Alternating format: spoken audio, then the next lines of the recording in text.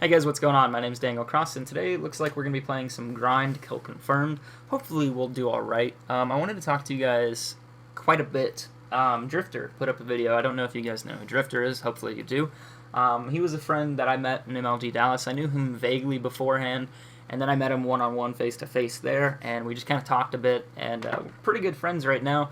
He put up a good series on his channel recently. He does all these in-depth series, and I was a part of one of his Sniping series. I submitted some gameplay for that before. It was maybe 2 weeks ago or something like that.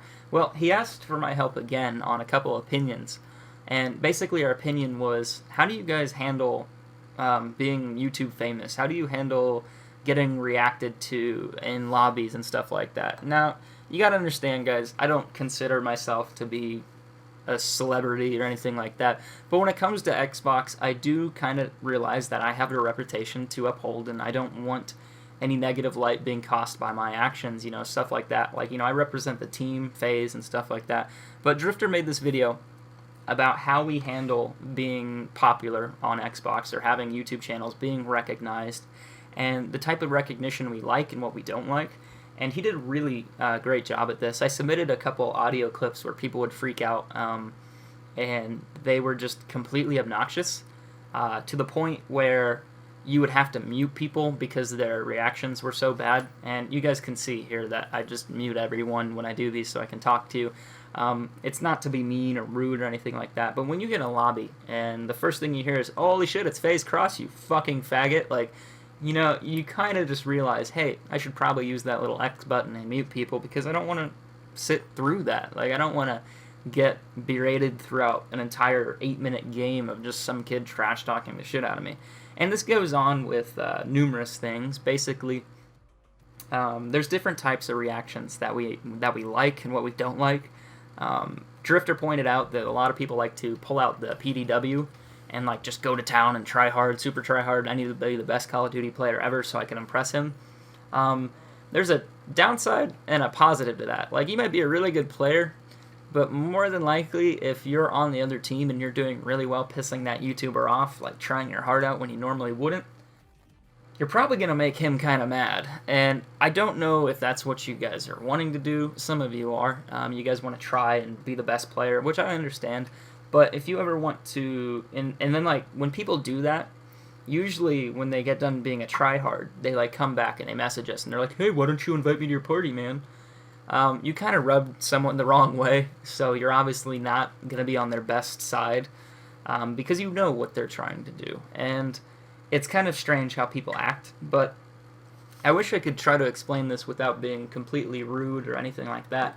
I want you guys to understand we do appreciate fans, like, insanely, because any YouTuber in his right mind would never trash talk his fans. Like, holy shit, if you trash talk your fans, you'd be in so much trouble. But there's a lot that we put up with and that we don't fight. You know, when I get insulted, I don't come back at them. I usually don't even have my mic plugged in, and the reason why is I just know it's not worth my time, and I know it's not worth anyone's time on Xbox. Getting on a verbal fight over Xbox is not worth anyone's time. It's pretty pathetic, really. But the one way you guys can actually impress us or make it to where we want to invite you is just treat us like a normal person. If you get into a lobby with us and you recognize us, just tell us hi. You know, like, hey, I know I've seen your YouTube videos a few times. Do you guys have an open spot? You know, asking us just casually like that is pretty cool.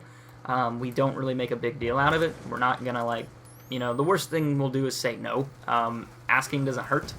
But when it comes down to people going, hey, I watch all your videos, you need to invite me because I do everything for you, and they like feel entitled to that, that's going to rub someone the wrong way. So I would recommend against that. If you would like to play with us, just casually message us. Like, just if you recognize us in a game, be like, hey, you know, Kross, I've seen your videos a couple times. If you have an empty spot, would you invite me? You know, asking something like that versus, you know, I watch all your videos, you need to invite me or I'm going to unsubscribe. Like, which one's going to go over better? I've gotten some guilt trips to where it's like, hey, my brother has cancer, he's going to die in the next month, he really wants to play with you. Like, I've had people go that far in order to try to play with me. And at the same time, that kind of ruins it for everyone else because it kind of makes us feel that People just want to play with us no matter what, and they don't care about us individually. A lot of people want to fight over friend requests and things like that, and I don't sell friend spots. I don't need money to have you as my friends list. It's a friends list. Like, I can't understand why you would want to accept money from people you don't like in order just to play with them. I don't know.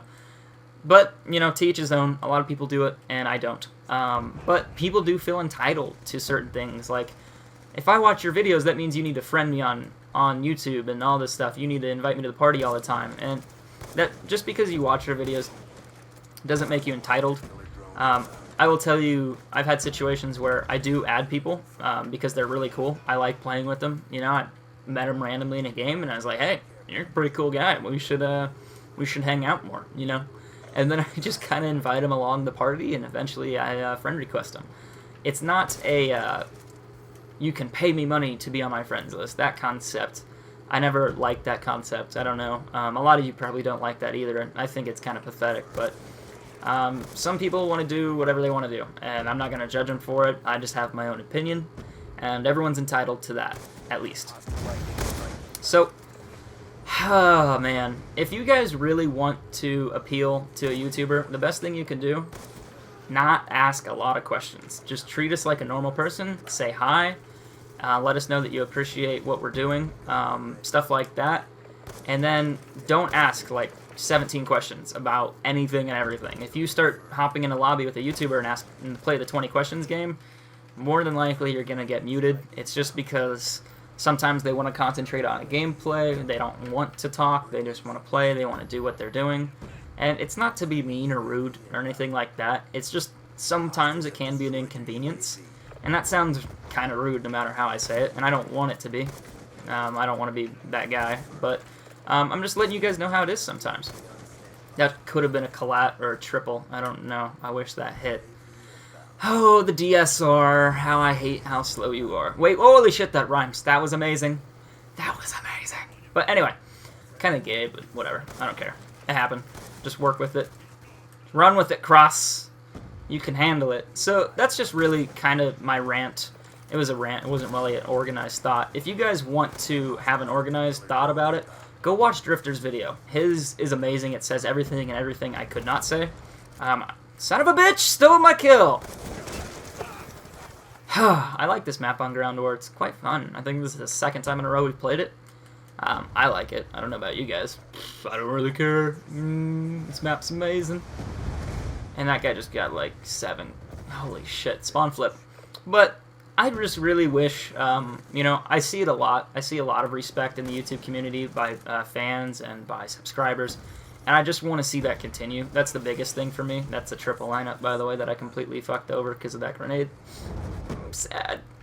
But I like seeing how fans and, well, I like seeing how I can interact with fans. I think that's the biggest thing for me, is being able to interact with people that subscribe to me. And when fans treat you right, it makes it to where you would like to interact with them, and you kind of treat them as friends. You don't necessarily treat them as subscribers or anything else like that.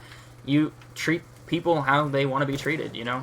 That goes for YouTubers, other people like myself, the whole 9 yards. I need to kill that kid. There we go. Friendly hunter-killer drone deployed. But it's just a great video that he uploaded and had a whole commentary on, and I think if people started to see other YouTubers as genuine people and not just some famous guy who plays Xbox, I think the relationship and the barrier there could be kind of broken down a bit.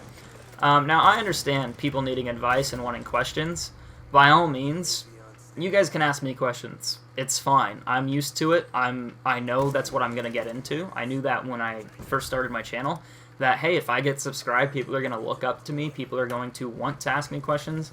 People are going to want to know things. And, you know, you're going to have the patience to work with them and answer things for them. And I completely feel that any YouTuber will answer your questions if you do it in a polite manner.